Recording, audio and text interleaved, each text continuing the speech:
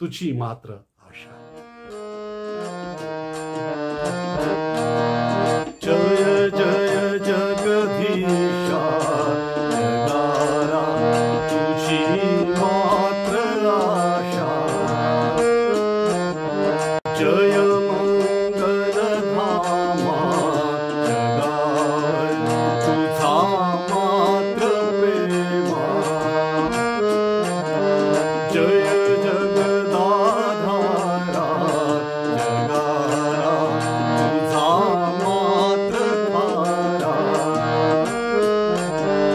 जय जय विश्वपते जग हे तुझी वाट बघते. तुझी मात्र सेवा करू दे जगामध्ये देवा. तुझे राज्य येवो जगी ह्या स्वर्ग उभारावो. तुलाच वंदन घे अमुचे वैभव तू घे. तुझ्या मात्र चरणी प्रभुवे सहर्ष दिन रजनी.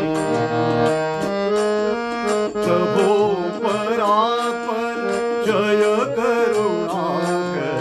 प्रभो परात्पर जय करुणाकर. जय जय जय बापा. जय जय जय पुत्रा. जय जय जय आज्ञा. जय जय जगदीशा जगाला तुझी मात्र आशा. जगाला तुझी मात्र आशा.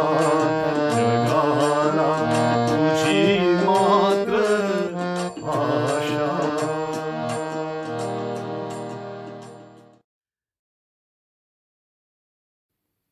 देवाची स्तुती असो, देवाच्या नावाला धन्यवाद असो की देवाने आपल्याला हा सुंदर प्रसंग दिलेला आहे. त्याचं वचन ऐकण्यासाठी, त्याची वाणी ऐकण्यासाठी आणि आशीर्वादित होण्यासाठी आपण प्रार्थना करूया. प्रभुदेवा, तुझ्या कृपेने दयेने तू आम्हाला येतवर आणलेला आहेस. हे प्रभू, आम्हाला चालवत आहेस आणि पुढेही नेणार आहे. आज तुझ्या वचनाच्या द्वारे आम्हाला तू प्रज्वलित कर, उत्तेजित कर आणि प्रिय प्रभू, तुझ्या वचनाप्रमाणे चालण्यासाठी प्रिय प्रभू आणि तुझ्या येण्याची वाट पाहत जीवन जगण्यासाठी तू आम्हाला सहाय्य आणि मदत कर. येशूच्या नावाने प्रार्थना केली आहे म्हणून तू ऐक. आमेन. आजचा जो संदेश आहे त्याचे जे शास्त्र भाग आहे ते जसा संदेश पुढे जाईल त्याप्रमाणे सांगण्यात येतील. आजचा जो संदेश आहे त्याचं जे शीर्षक आहे ते याप्रमाणे आहे की जीवन प्रज्वलित करणारी भविष्यांची पूर्ती. जीवन प्रज्वलित करणारी भविष्यांची पूर्ती. पवित्रशास्त्रामध्ये म्हणजे नवीन करारामध्ये आणि जुन्या करारामध्ये सुद्धा अनेक भविष्य वर्तवलेले आहे. पवित्रशास्त्र हे भविष्यांचं पवित्रशास्त्र आहे असं म्हणता येईल. आणि हे जे भविष्य पवित्रशास्त्रात वर्तवलेले आहेत ते त्या पवित्रशास्त्रामध्येच बंद राहिले असं झालं नाही, तर त्यांची पूर्तता विशेषतः आपल्या काळामध्ये आपल्या डोळ्यासमोर होत आहे. सर्वसाधारण 2000 वर्षापूर्वी जे जे भविष्य पवित्रशास्त्रामध्ये वर्तवलेले आहेत त्यांची पूर्तता आज होत आहे.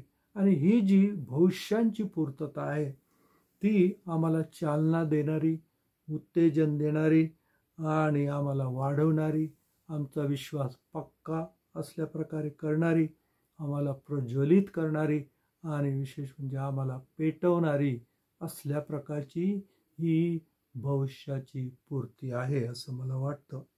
हा जो काळ आहे, ज्या काळामध्ये आम्ही जीवन जगत आहोत, हा जो काळ आहे हा भ्रष्टतेचा काळ आहे, पापांचा काळ आहे, संकटाचा काळ आहे, विरोधाचा काळ आहे, छळांचा काळ आहे. आणि अशा या काळामध्ये जीवन जगत असताना पुष्कळदा आपण थकतो आणि पडतो आणि निराश होतो, हतबल होतो. आणि अशा अवस्थेमध्ये ज्यावेळेस आम्ही आमच्या डोळ्यांनी भविष्याची पूर्तता पाहतो, त्यावेळेस ही भविष्याची पूर्तता आम्हाला पुन्हा जागृत करणारी, पुन्हा नवीन शक्ती देणारी असल्या प्रकारची झाल्याशिवाय राहत नाही. आज आपण पाहतो की असल्या प्रकारच्या जगामध्ये आम्ही जीवन जगत आहोत आणि या जीवनासाठी रोज आम्हाला उत्तेजन पाहिजे. रोज आमची आत्मिक ज्योत पेटवणारे संदेश पाहिजे, आमची आत्मिक ज्योत पेटवणारे भविष्याची पूर्ती पाहिजे. आणि आज ह्या काळामध्ये एक विशेष गोष्ट तुमच्यासाठी आणि माझ्यासाठी म्हणजे तुमचं जीवन, आत्मिक जीवन, माझं आत्मिक जीवन पेटवणारी जर कोणती गोष्ट असेल ती म्हणजे भविष्याची पूर्ती होय.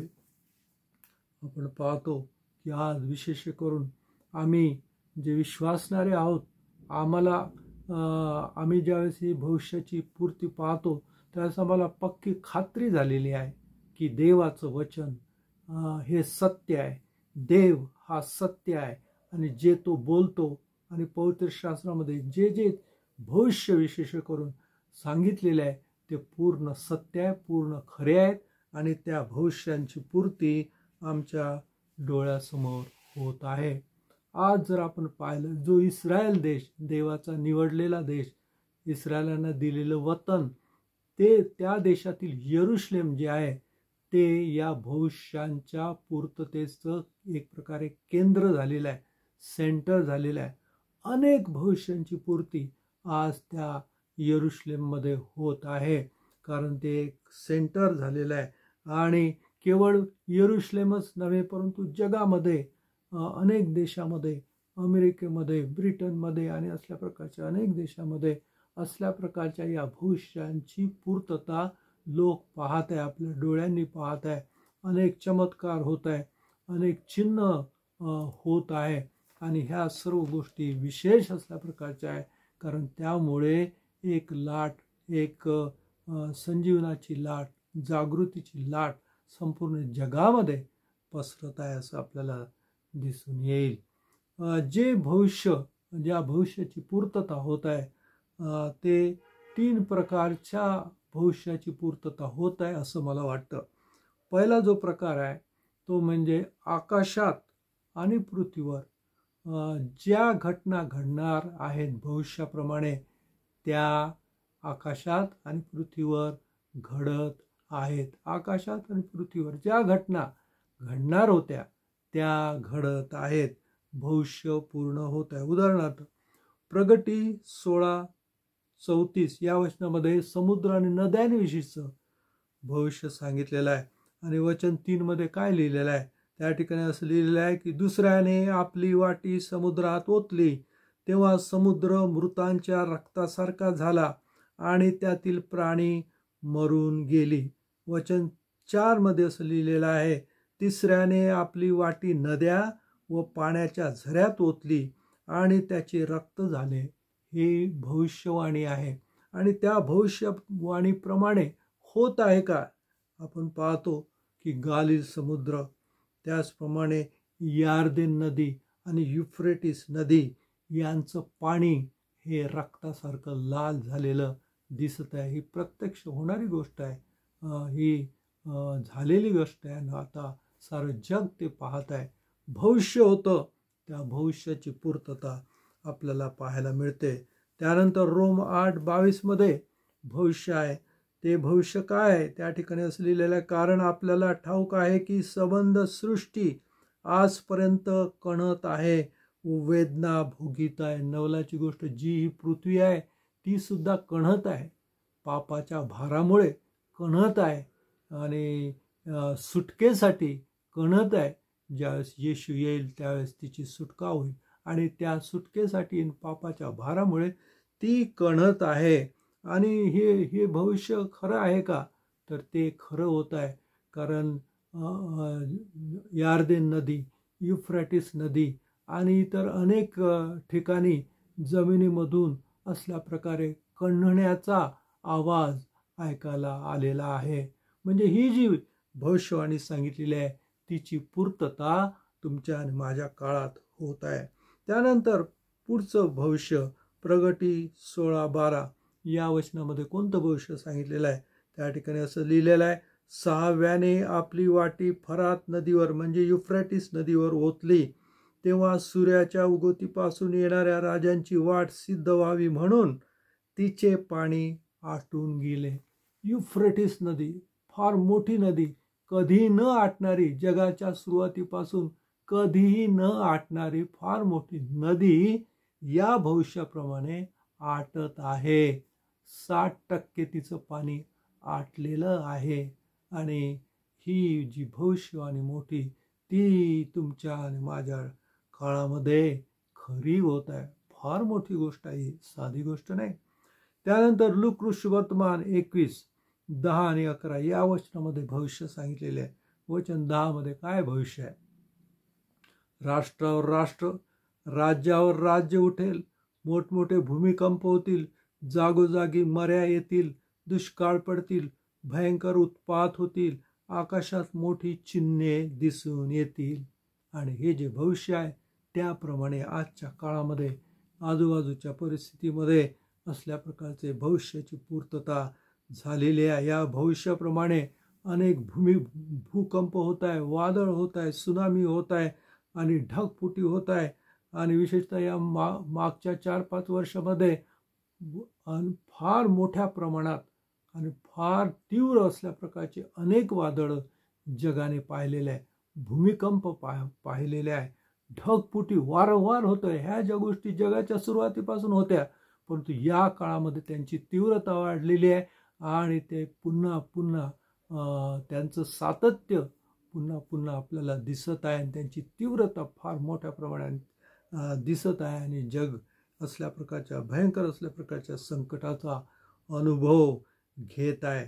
याच भविष्याप्रमाणे मागील वर्षामध्ये जगाने युद्ध पाहिले, इस्रायल आणि गाझा, आणि त्याचप्रमाणे रशिया आणि युक्रेन यांचे जे युद्ध होते ते भीषण असल्या प्रकारचे होते. आपण पाहतो की गावाचे गाव नष्ट झालेले आहे आणि ढिगारं झालेले आहे गावांचे, अनेक लोक मृत्युमुखी पडलेले आहे आणि कुटुंब फुटलेले आहेत आणि माणसाचं जीवन अतिशय भयावह असल्या प्रकारचं, क्रूर असल्या प्रकारचे हे युद्ध होते असं आपल्याला पाहायला मिळतं. ही भविष्याची पूर्तता आहे जी तुमच्या आणि माझ्या काळामध्ये आहे. याच भविष्याप्रमाणे जगाने कोरोनासारखं संकट पाहिलेलं आहे आणि ते कोरोनाचं संकट पुन्हा येऊ शकतं, कारण वेगवेगळ्या प्रकारचे व्हेरियंट आजसुद्धा तयार होत आहे वेगवेगळ्या देशामध्ये, आपण ऐकतो. आणि हे जे संकट आहे ते सुरूच आहे. हे सुद्धा भविष्याची पूर्तता आहे. याच भविष्याप्रमाणे जगात मंदी येईल, दुष्काळ पडतील आणि ती मंदी आणि दुष्काळ जग अनुभवत आहे. अन्नाचा, पाण्याचा दुष्काळ, अतिवृष्टीमुळे, ढगफुटीमुळे पिकांची नासाडी होत आहे आणि ओला दुष्काळ पडत आहे. आणि वेगवेगळ्या ठिकाणी हवामानाचे पट्टे सरकत आहे. ज्या प्रदेशामध्ये कधी पाऊस एवढा पडत नव्हता त्या प्रदेशामध्ये ढगफुटीसारखा पाऊस पडत आहे आणि पूर येत आहे, घरं वाहून जात आहे. आणि हा बदल आपण त्या ठिकाणी पाहतो. आणि विशेषतः ग्लोबल वॉर्मिंगमुळे हिमशिखर जे बर्फाच्छादित आहे त्याचप्रमाणे हिमनद्या वितळत आहे आणि त्यामुळे ते वितळून ते पाणी निघून गेल्यामुळे उन्हाळ्यात ह्या नद्या आटत आहे. जगाच्या सुरुवातीपासून न आटणाऱ्या ह्या नद्या, मोठमोठ्या नद्या, अनेक नद्या आटत आहे, कारण हिमनद्या आटून गेलेल्या आहे आणि हिमशिखर सुद्धा वितळून गेलेल्या आहे या ग्लोबल वॉर्मिंगमुळे. आणि अशा रीतीने आपण पाहतो की या सर्व गोष्टी या भविष्याची पूर्तता आहे. जगाच्या दृष्टीने कदाचित ते वेगळ्या दृष्टीने पाहत असतील. एक संकट म्हणून निसर्गातील बदल म्हणून असल्या प्रकारचा बदल होतो असं ते म्हणतात. 100 वर्षात असल्या प्रकारचे निसर्गात बदल होतात असं काही लोक म्हणतात. परंतु आमच्या दृष्टीने पवित्र शास्त्राप्रमाणे हे जे सर्व गोष्टी घडत आहे ते चिन्ह आहे आणि भविष्यांची पूर्तता असल्या प्रकारची आहे. याच भविष्याप्रमाणे आपण पाहतो की चंद्र आणि सूर्याविषयी भविष्य आहे. आणि चंद्र सूर्य आम्ही पाहत आहोत की ते रक्तासारखे लाल असल्या प्रकारचे होत आहे. कधीही जगाने असल्या प्रकारे हे बदल पाहिलेले नाहीत. जगाच्या सुरुवातीपासून 2000 वर्षाच्या काळामध्ये अशा घटना कधीही घडलेल्या नाही. त्या तुमच्या आणि माझ्या काळामध्ये घडत आहे आणि हे फार महत्त्वाची गोष्ट आहे, विचार करण्यासारखी गोष्ट आहे. विशेषतः आपण पाहतो की येरुशलेमच्या आकाशात आणि अमेरिकेच्या आकाशामध्ये अनेक चिन्ह दिसत आहे. देवदूत फिरताना दिसत आहे. आकाशामध्ये येशूचं चित्र दिसत आहे. त्याचप्रमाणे क्रॉस दिसत आहे आणि कबूतर पक्षी उडत आहे आणि प्राण्यांचं जे वागणूक आहे ती बदलून गेली आहे. चर्चेसमध्ये प्रकाश दिसत आहे आणि वेगवेगळ्या ठिकाणी आपण पाहतो की बेल चर्चेसमध्ये बेल आपोआप वाजत आहे आणि असल्या प्रकारचे अनेक चिन्ह घडत आहे. आणि हे सर्व भविष्याची पूर्तता असल्या प्रकारचं आहे. त्यातल्या त्यात येरुशलेममध्ये स्वर्गाचं दार उघडत आहे आणि लोक स्वर्गाचं जे दृश्य आहे ते पृथ्वीवरून पाहत आहे आणि त्या ठिकाणी देवदूत त्यांना दिसत आहे. आणि जे ख्रिस्ती विश्वासणारे वर स्वर्गामध्ये गेलेले आहे ते त्यांना दिसत आहे आणि ते पृथ्वीवरच्या लोकांशी बोलत आहे. आणि असल्या प्रकारचे अद्भुत कल्पनाचे पलीकडे अविश्वसनीय धक्कादायक असल्या प्रकारच्या गोष्टी त्या ठिकाणी घडत आहे. दुसरा जो भविष्याचा प्रकार आहे की विश्वासणाऱ्यांसंबंधाने ते भविष्य आहे. म्हणजे विश्वासणाऱ्यांमध्ये कशा रीतीने आत्म्याचं कार्य होणार आहे, कशा रीतीने त्यांच्यामध्ये जागृती होणार आहे, कशा रीतीने त्यांच्यामध्ये संजीवन येणार आहे जागोजागी अनेक देशामध्ये. हे एक भविष्य आहे आणि त्याची सुद्धा पूर्तता होत आहे. आणि काय भविष्य आहे? योएल 2:28 मध्ये भविष्य केलेला आहे की यानंतर असं होईल की मी मनुष्यांवर आपल्या आत्म्याचा वर्षाव करील, तेव्हा तुमचे पुत्र व कन्या संदेश देतील. आज आपण पाहतो की इस्रायलमध्ये हे संजीवन आहे, अमेरिकेमध्ये हे संजीवन आहे, भारतामध्ये हे संजीवन आहे, आफ्रिकन काही कंट्रीजमध्ये देशांमध्ये हे संजीवन आहे, इराणमध्ये हे संजीवन आहे. अनेक जगाच्या भागामध्ये हे संजीवनाची लाट आलेली आहे आणि ही भविष्याची पूर्तता आहे. आणि विशेष म्हणजे या लाटेमध्ये तरुण सहभागी झालेले, तरुण आणि तरुणी आणि मुलं, त्यांच्यामध्ये देवाचं कार्य, आत्म्याचं कार्य फार मोठ्या प्रमाणात आपल्याला दिसत आहे. आणि हा जो फार मोठा बदल आहे, फार मोठा असल्या प्रकारचा बदल आहे आणि ही भविष्याची पूर्तता आहे. आणि लोक असल्या प्रकारे आपण पाहतो की इट्स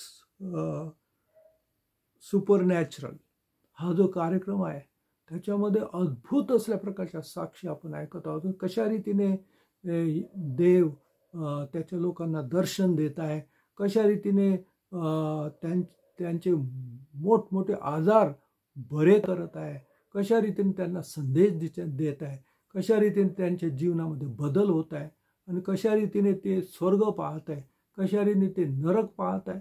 हे अद्भुत आहे. आणि असल्या प्रकारचे ह्या ज्या गोष्टी घडत आहेत त्या तुमच्या आणि माझ्या काळात तुमच्या डोळ्यासमोर, माझ्या डोळ्यासमोर होत आहे आणि हे सर्व भविष्याची पूर्ती असल्या प्रकारचे आहे. तिसऱ्या प्रकारचं जे भविष्य आहे ते विश्वासणाऱ्यांच्या छळाविषयी, त्यांच्या विरोधाविषयी जे आहे ते भविष्य आहे आणि त्याची सुद्धा पूर्तता होत आहे. लूका वर्तमान 21:12 मध्ये याविषयी लिहिलेलं आहे की परंतु हे सर्व होण्यापूर्वी ते तुमच्यावर हात टाकतील, तुमचा छळ करतील, तुम्हाला सभास्थाने व तुरुंग ह्यांच्या हवाली करतील. ख्रिस्ती लोकांचा जो छळ होणार आहे तो या काळात होणार आहे. असल्या प्रकारचं भविष्य आपण लूक ऋषिवर्तमान 21:12 वाचतो. आणि त्याप्रमाणे आपण पाहतो की यापूर्वी कधी असा एवढा छळ झाला नाही, इतक्या मोठ्या प्रमाणात छळ झाला नाही. आज आपण भारतामध्ये सुद्धा पाहतो, वेगवेगळ्या जगातल्या अनेक ठिकाणी आपण अशा प्रकारे ख्रिस्ती लोकांचा छळ पाहतो, त्यांचा विरोध पाहतो. आपल्या भारतामध्ये जास्त असल्या प्रकारे विरोध आपण या दिवसामध्ये पाहिलेला आहे आणि आज सुद्धा आपण पाहतो. तर ही भविष्याची पूर्तता असल्या प्रकारची होत आहे. परंतु असल्या प्रकारच्या या काळात सुद्धा आपण पाहतो की असल्या प्रकारच्या विरोधामध्ये, असल्या प्रकारच्या छळामध्ये सुद्धा देवाचं कार्य मात्र जोरात होत आहे. विरोध जेवढा आहे तेवढंच देवाचं कार्य होत आहे. आणि याच्यामध्ये तसं पाहिलं तर काहीच धक्कादायक काहीच नाही. इतिहास जर तुम्ही पाहाल तर तो इतिहास या गोष्टीला साक्षी असल्या प्रकारचा आहे की इतिहासात जेव्हा जेव्हा असल्या प्रकारचा विरोध झाला तेव्हा तेव्हा अधिक देवाचं कार्य झालं, अधिक देवाच्या राज्याची वाढ झालेली आहे. आणि या काळामध्ये नवल वाटतं, ही धक्कादायक असल्या प्रकारची गोष्ट आहे की एका बाजूला असल्या प्रकारचा विरोध आहे, छळ आहे, जाळपोळ आहे, मंदिरं पाडण्यात येत आहे आणि तुरुंगात लोकांना टाकण्यात येत आहे, विश्वासणाऱ्यांना टाकण्यात येत आहे. परंतु दुसऱ्या बाजूने एक लाट सगळीकडे येत आहे की अद्भुत रीतीने लोकांचं परिवर्तन होत आहे. जे अविश्वासणारे आहे ते एवढा छळ सहन करून, एवढा विरोध सहन करून, भयंकर त्याग करून आणि जीव हातात घेऊन सुद्धा ते येशूच्या मागं चालायला लागलेले आहे. येशूसाठी ते आपला प्राण द्यायला सुद्धा तयार आहे. आणि ही जी गोष्ट आहे असल्या प्रकारे घडत आहे याला कारण सुद्धा आहे. कारण ते पाहत आहे टी व्हीच्या द्वारे किंवा इतर माध्यमांच्या द्वारे ते पाहत आहे कशा रीतीने या येशूच्या नावाने कशा रीतीने रोग बरे होत आहे, कशा रीतीने या येशूच्या द्वारे लोकांच्या जीवनाचं परिवर्तन होत आहे आणि त्यांचं जीवन बदलून जात आहे आणि कसे चमत्कार होत आहे आणि कशा रीतीने तो लोकांना दर्शन देणार आहे आणि त्यानेच कशा रीतीने क्रूस खांबावर आपलं रक्त सांडलेलं आहे, तोच कसा तारणारा होऊ शकतो, तोच कसा देव आहे, कारण तो या सृष्टीचा निर्माण करता आहे. आणि त्याची सर्वात महत्त्वाची गोष्ट या काळात म्हणजे जी त्याने केलेली भविष्यवाणी आहे, जे भविष्य वर्तवलेलं आहे त्याची पूर्तता या काळात होत आहे. एवढ्या मोठ्या प्रमाणात भविष्य जे वर्तवलेलं आहे ते पवित्र शास्त्रामध्ये आहे आणि त्या भविष्याप्रमाणे पूर्तता या काळात सारं जग पाहत आहे, आपल्या डोळ्यांनी पाहत आहे. त्यांना सत्य, हे जे प्रखर सूर्यासारखं सत्य ते त्यांना दिसत आहे, त्यांच्या डोळ्यांनी ते पाहत आहे आणि म्हणून सर्व गोष्टींचा त्याग करून येशूच्या मागे धावत आहे, येशूला स्वीकारत आहे. त्याच्यासाठी काहीही ते करायला तयार आहे आणि हे सर्व घडत आहे. त्याला मुख्य कारण हे आहे की भविष्यांची पूर्ती ती तुमच्या आणि माझ्या काळामध्ये घडत आहे. भविष्य इतक्या अद्भुत रीतीने पूर्ण होत आहे. त्याचा अर्थ काय? तुमच्या आणि माझ्या काळामध्ये येशूच्या येण्याच्या आधीचे जे भविष्य आता मी तुम्हाला सांगितलेलं आहे ते पूर्ण होत आहे. अतिशय अशक्य असल्या प्रकारचे ते भविष्य आहेत. असं कसं होऊ शकतं असा प्रश्न पडतो पुष्कळदा. परंतु तसल्या प्रकारे घडत आहे, घटना घडत आहे, चिन्ह घडत आहे. मग याचा अर्थ काय? याचा अर्थ हा आहे की ह्या सर्व भविष्यांची जर पूर्तता होत आहे तर त्याचा अर्थ येशूच्या येण्याचं जे भविष्य आहे ते सुद्धा हमखास अगदी 100% पूर्ण होणार आहे आणि तेही अतिशय लवकर पूर्ण होणार आहे, हा त्याचा अर्थ आहे. आणि मग जर येशू येत आहे, लवकर येत आहे आणि त्याच्या लोकांसाठी येत आहे तर त्याचा अर्थ आमचे डोळे त्याच्यावर केंद्रित व्हायला पाहिजे, त्याच्या येण्यावर केंद्रित व्हायला पाहिजे. त्याचा हा अर्थ आहे की आम्ही त्याला प्रथम स्थान द्यायला पाहिजे. त्याचा अर्थ हा आहे की आम्ही प्रार्थनेमध्ये, स्तुतीमध्ये आणि सेवेमध्ये तत्पर असायला पाहिजे. त्याचा अर्थ हा की आम्ही जगातल्या चिंता, दुःख आणि मोह यांच्यामध्ये अडकून न जाता, गुरफटून न जाता त्याच्यामधून बाहेर पडायला पाहिजे आणि केवळ ख्रिस्तासाठी आम्ही जीवन जगायला पाहिजे. त्याचा अर्थ हा की आम्ही जे ख्रिस्ती लोक आहोत, आम्ही वाट पाहणारे असलं पाहिजे, सेवा करणारे असायला पाहिजे. त्याचा अर्थ हा की आम्ही आमचं जीवन त्याच्यासाठी झोकून द्यायला पाहिजे. सर्व गोष्टी त्याच्यासाठी करणारे असल्या प्रकारचे आम्ही व्हायला पाहिजे. आमचं जीवन गुळमुळीत मिळमिळीत असू शकत नाही आणि असायला नको. आम्ही फक्त चालणारे नको, आम्ही धावणारे असला पाहिजे. आम्ही केवळ बोलणारे नव्हे, गाणं गाणारे असल्या प्रकारचे असू. आम्ही फक्त त्याच्या मागे फक्त चालणारे नाही, परंतु धावणारे आणि त्याच्यासाठी स्वतःला झोकून देणारे आणि अनेक गोष्टींचा त्याग करणारे आणि त्याच्यासाठी जीव देणारे असे असले पाहिजे. जर ह्या सर्व भविष्यांची पूर्तता होत आहे, जर तो नक्की येत आहे आणि जर तो अतिशय लवकर येत आहे, तर मला असं वाटतं आमचं जीवन या काळामध्ये इतरांपेक्षा वेगळं आणि ते असं पाहिजे, पेटलेलं पाहिजे. एका शब्दात सांगायचं तर प्रज्वलित आणि पेटलेलं पाहिजे, झपाटलेलं पाहिजे. एवढे मोठे घटना, एवढे मोठे चिन्ह, एवढे मोठे अद्भुत चमत्कार जर तुमच्या आणि माझ्या काळात होत आहे, तर मला असं वाटतं आमचं जीवन हे मिणमिणीत असूच शकत नाही, नसायला नको. ते पेटलेलं पाहिजे. बंधनो, येशूचं येणं जवळ आलेलं आहे. मी तर ह्या शब्दात म्हणतो की तो दाराच्या माग उभा आहे. प्रश्न आहे की आम्ही दाराच्या आत धुंदीत आहोत की झोपा काढत आहोत की थंड झालेले आहोत. आम्हाला कुठलं ध्येय नाही, आम्ही जगिक बुद्धीने वागत आहोत. हा मोठा प्रश्न आहे. तो जर दाराच्या बाहेर उभा आहे तर त्याचं येणं केव्हाही होऊ शकतं. आम्हाला जागं होण्याची गरज आहे, आम्हाला उठण्याची गरज आहे, आम्हाला आमचे डोळे आकाशाकडे लावण्याची गरज आहे. त्याच्यासाठी जीवन जगण्याची गरज आहे. एकाच गोष्टीच्या मागं लागण्याची गोष्ट, एकच गोष्ट, एकच नाव आमच्या ओठामध्ये पाहिजे, ते म्हणजे येशूचं. कारण त्याचं येणं अतिशय जवळ राहिलेलं आहे. देव करो त्याच्या येण्याची वाट पाहत असताना देव आम्हाला जागृत करो, शक्ती देव, आमचं लक्ष त्याच्यावर केंद्रित करण्यासाठी आम्हाला सहाय्याने मदत करू. देव आपणास आशीर्वाद देऊ. हालेलुया, आमेन.